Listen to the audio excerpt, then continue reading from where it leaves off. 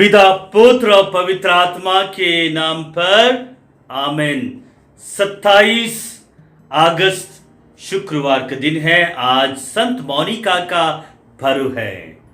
संत मोनिका जब 20 साल की थी, उसका विवाह पेट्रियस नामक एक नास्तिक से हुआ था और ये व्यक्ति बहुत खराब बिगड़ा हुआ व्यक्ति था।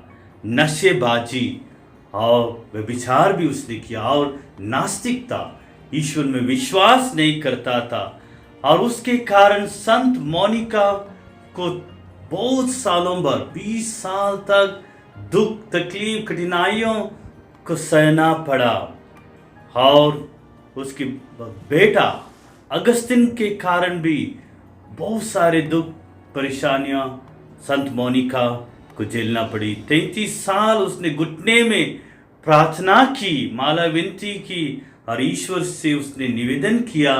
2 बातों के लिए उसने निवेदन किया। सबसे पहली बातें थी, वो चाहती थी कि अपना पति का परिवर्तन हो जाए, मन उसका परिवर्तन हो जाए और उसका दूसरी इच्छा थी कि अपने बेटा को ईसाई होना देखना चाहती थी। She wanted to see Augustine as a Catholic और उसने कहा उसकी दूसरी इच्छा है से उसके वेदी के सामने देखना चाहती हूँ, मैं तुझे वेदी के सामने देखना चाहती हूँ, उसकी इच्छा थी। और उसने सारी इच्छाओं को प्रभु के समक्ष रख दिया और जो आंसू उसने बहाई थी उसको ईश्वर ने आशीर्वाद की जरिया के रूप में बदल दिया। The tears which she had shed for her husband and for her son became the fountains of blessing for her. जो आंसू उसने बहाए थे अपने पति के लिए, अपने पुत्र अगस्तिन का मन परिवर्तन के लिए, उसको आशीर्वाद के रूप में बदल दिया।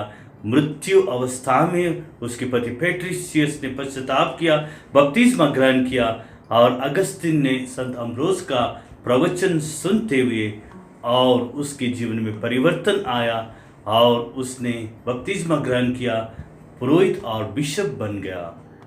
ये है हम सबों के लिए एक अच्छा उदाहरण। आज के जो सुसमाचार में हम सुनते हैं कि आप लोग सदा जागते रहो, प्रार्थना में हमेशा बने रहो, मानव पुत्र कब आएगा पता नहीं। 10 कुंवारियों के दृष्टांत के द्वारा ईश्वर हमें यही संदेश देते हैं, हमें जिंदगी की यात्रा में, विश्वास की यात्रा में हमेशा दृढ़ बने ही रहना है।